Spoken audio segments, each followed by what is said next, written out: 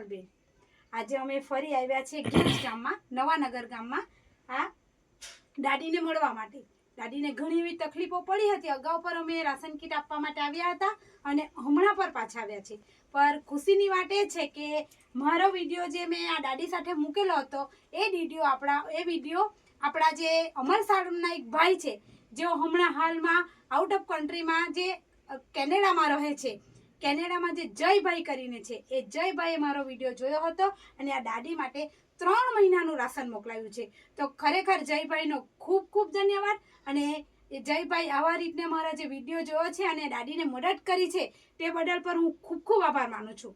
અને આવી રીતે તમે કોઈ પણ વિડીયો જોવો અને આવી રીતે દાદીને રાશન કીટ કોઈ પણ જણને મોકલાવો તો ખરેખર બહુ સારું કહેવાય। કારણ કે દાદીથી બિલકુલ ચલાતું નથી, હલાતું પણ નથી અને કંઈ પણ કામ થતું નથી।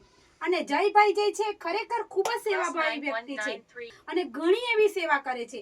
કેટલાઓ લોકોની એમણે સેવા કરી છે અને આવા દાદી લોકો માટે કેટલીઓ મદદ કરે છે, ઘર બનાવવા માટે પણ પૈસા આપે છે।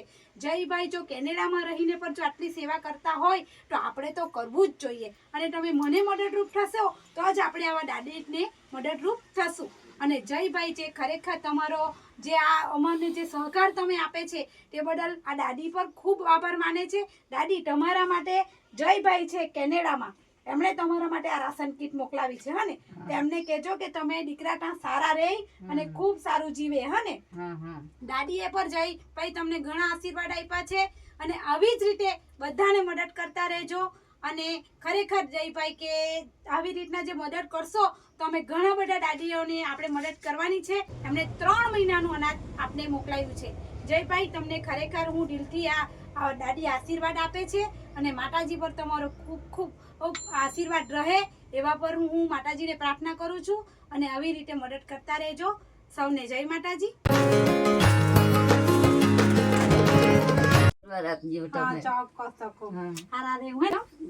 મારી આવી રીતના મદદ કરજો તો તમને પણ ભગવાન શાંતિ આપે।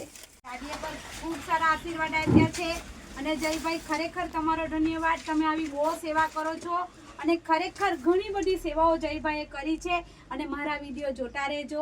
અગાઉ પર એમણે મારો વિડીયો જોયો હતો તો એમણે મદદ કરી હતી અને આવી જ રીતે સૌને મદદ કરતા રહેજો જેથી હું પર આવી સેવા કરી શકું અને આવા નિરાધાર વ્યક્તિઓ છે તેમને મદદરૂપ થઈ શકે। કારણ કે દાદીથી બિલકુલ ચલાતું નથી, એમના જે ઘરવાળા હતા એ પણ એક્સપાયર થઈ ગયા છે, તેમને પણ બહુ ઘણી તકલીફ હતી। તો આવા નિરાધાર દાદા દાદીને જયભાઈ તમે મદદ કરો છો તો માતાજી તમને ખૂબ લાંબુ આયુષ્ય આપશે અને તમે ખૂબ જ પ્રગતિ કરશો એવા હું માતાજીને પ્રાર્થના કરું છું। અને સૌને જય માતાજી। જયભાઈ તમારો ખૂબ ખૂબ ધન્યવાદ।